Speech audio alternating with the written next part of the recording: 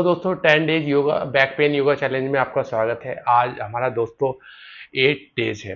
दोस्तों आज हम घरेलू उपचार के बारे में बात करेंगे और जो हमने शुरू से लेके अब तक जितने बारे में बताया है, जैसे कि अपने शुरुआत में हमने शुरुआत में बताई कि हमें आपको ये अभ्यास करने हैं, तो आगे आप आसनों का बेसिक आसन आप कर पाएंगे। आपको आसन करने में मदद करेंगे। कुछ हमने खींचतान करके जो नस दबी हुई है वो कैसे निकलेगी, तो दोस्तों ये हमने क्रिया बताई। और छठे दिन में हमने एक्यूप्रेशर के बारे में बताया। तो दोस्तों ये जो हमने आप एक्यूप्रेशर है और कोई हमने खींचतान करके करवाया है, कोई आसनों का अभ्यास के लिए कराया है फर्स्ट डेज से, तो आप इन चीज़ों को अपनाते हैं तो आपको डेफिनेटली बहुत लाभ मिलेगा। और आज जो हम बात बताने वाले हैं, तो आपको सबसे शुरू में डीप ब्रीदिंग बहुत करना बहुत ज़रूरी है। और सबसे शुरू में जो आप मैंने कल उस दिन बताया था एक्यूप्रेशर के बारे में, आप एक यहाँ पे इस तरीके से अंगूठे के बीच हो और इसमें ये जो हमारा ये चैनल पॉइंट है, तो इस पर ऐसे दबाते हुए गहरा सांस लेंगे।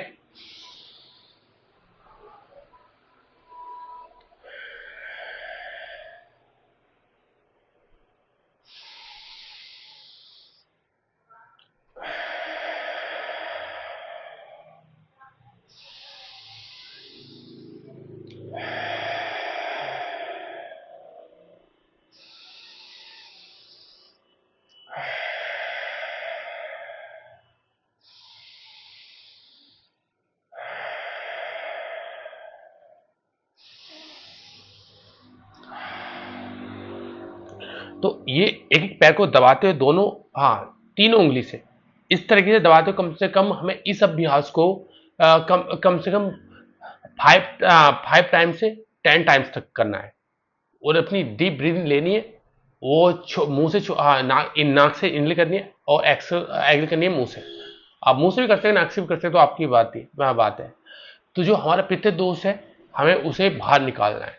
ठीक है, कार्बन डाइऑक्साइड को हमें बाहर निकालना है। और ये तो है एक पैर से, और दूसरे पैर से हम करेंगे ये सेंटर पॉइंट है।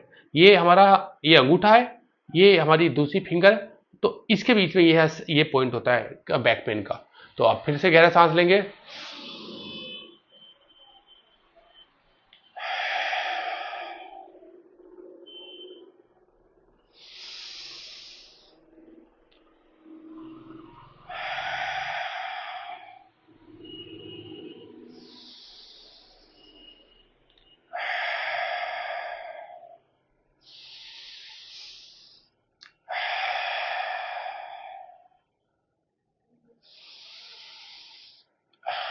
इस प्रकार से ये तो रही एक्यूप्रेशर जैसी पॉइंट की और एबिलिटी ब्रीदिंग जैसी बात। तो आपको ये करना है, ठीक है। और अपने आप को स्वस्थ अच्छा रखना है। और घरेलू उपचार में बताने वाला हूँ दोस्तों, आप हरी सब्जी ज़्यादा खाइए। और वैसे इस टाइम सावन चल रहा है, तो सावन में थोड़ा पत्तेदार कहते हैं, हरी चीज़ों को मने करते हैं। तो हरी चीज़ को मने करते हैं पत्तेदार सब्जी को, जैसे कि पालक है और धनिया है। वो बहुत सारी जो पत्तेदार चीज़ें होती हैं उन्हें मना करते हैं। तो आप उन्हें अवॉइड कीजिए। मैं क्योंकि ऊपर से बैक्टीरिया ज़्यादा हो जाते हैं, तो उसमें ज़्यादा बीमारी आ जाती है। तो हमें वो अवॉइड करना चाहिए। और बहुत भारी भारी चीज़ें अवॉइड करनी चाहिए इसमें। और ज़्यादा मिर्च मसाले नहीं खाने चाहिए हमें। और सुबह को मॉर्निंग में आपको कम से कम फ्रूट की जो हम शुरुआत करें वो फ्रूट से शुरुआत करें। आप पपीता खा सकते हैं, आप केले खा सकते हैं, और आप और भी कुछ खा सकते हैं। तरह तरह के फल खा सकते हैं आप। कम से कम आपका वेट है तो आप आधे 500 ग्राम, 400 ग्राम, या 300 ग्राम इतने फल आप आपका सुबह ब्रेकफास्ट करें। फिर उसके बाद दोपहर को लंच करें। रात को लंच में मैंने बताया हरी सब्जी का प्रयोग ज़्यादा करना है।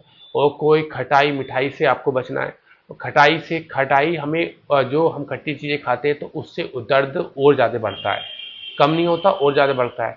और इसमें तो आंवला एक क्या बोलते हैं, एक मुख्य औषधि है आयुर्वेद में। इसमें तो बैक पेन में जो दर्द जॉइंट संबंधित है और बैक पेन जैसी समस्या की है, तो इसमें तो आंवले को भी मना करते हैं। तो इसलिए खट्टी चीज़ों को बिल्कुल मना करते हैं और मीठी चीज़ को मना करते हैं। मीठी चीज़ हमारे इंसुलिन और बढ़ा देती है, और जो इंसुलिन बढ़ा देती है तो और ज़्यादा पेन की समस्या हो जाती है। तो हमें मीठी चीज़ से भी हमें बचना है। ठीक है। आप आप गेहूं की रोटी खाते हैं तो गेहूं भी थोड़ा कम कम करना चाहिए। अगर आप 10 किलो गेहूं हाँ पिसवा रहे हैं तो उसमें कम से कम 3 किलो 4 किलो तो हमें हाँ चने पिसवा लेने चाहिए, और 3 किलो हमें जौ पिसवा लेना चाहिए, क्योंकि जौ बहुत ठंडा होता है और जो हमें हमारी शीतलता प्रदान करता है, कभी हमारी हाँ पित्त नहीं बढ़ाता। जिनका पित्त बढ़ता रहता है तो हाँ उनके लिए बहुत बड़ा रहता है। जौ की रोटी सबसे बेस्ट रहती है। आप जौ को सिंगल खाना चाहते हैं तो आप सिंगल भी खा सकते हैं, हमें गैस एसिडिटी की समस्या नहीं होगी कभी, क्योंकि जौ में बहुत फाइबर की हमें बहुत अच्छी फाइबर रहता है।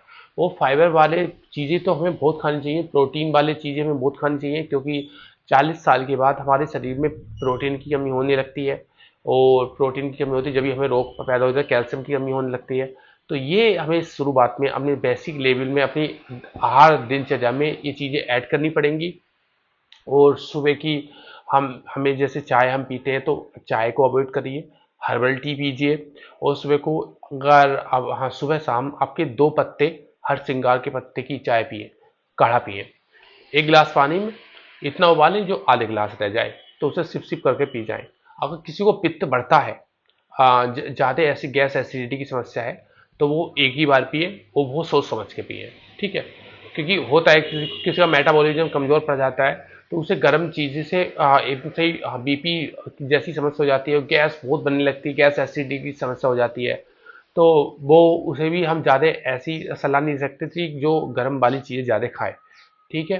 तो इस चीज़ का हमें ध्यान रखना पड़ेगा, और थोड़ा डॉक्टर की देख रेख में आप अपना डाइट को रखें, और आपको यही दिनचर्या में अपनाना है।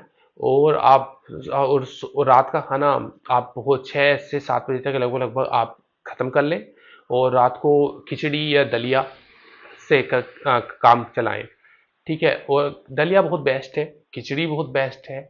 आप बहुत तरह की खिचड़ी खा सकते हैं, समा के चावल की खिचड़ी खा सकते हैं, चुलाई की खिचड़ी, चुलाई का दलिया दलिया ले सकते हैं। चुलाई का दलिया बहुत बेस्ट होता है, सबसे ज़्यादा फाइबर रहता है उसके अंदर, प्रोटीन की मात्रा रहती है चुलाई में। तो इसकी चुलाई की आप रोटी भी खा सकते हैं।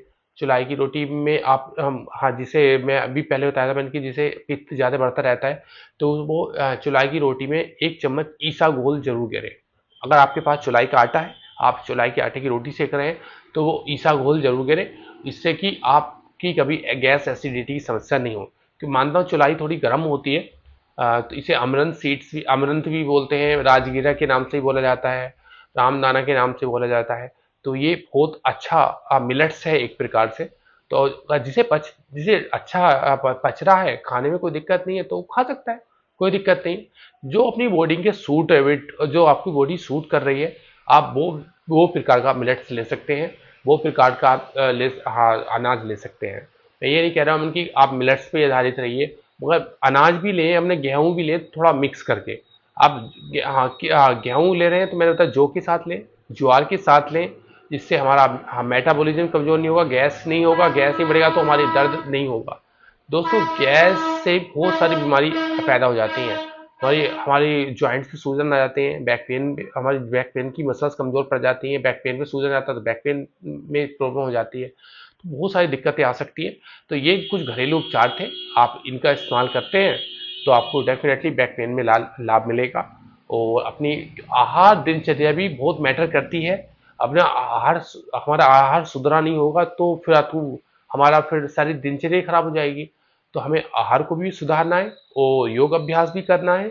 इन पद्धति को आप मेंटेन लेके चलोगे तो आप सदा कभी बीमार नहीं पड़ोगे और सदा निरोगी रहोगे। तो ये दिनचर्या अपनाइए और अपने बैक पेन जैसी समस्या से मुक्ति पाइए। धन्यवाद।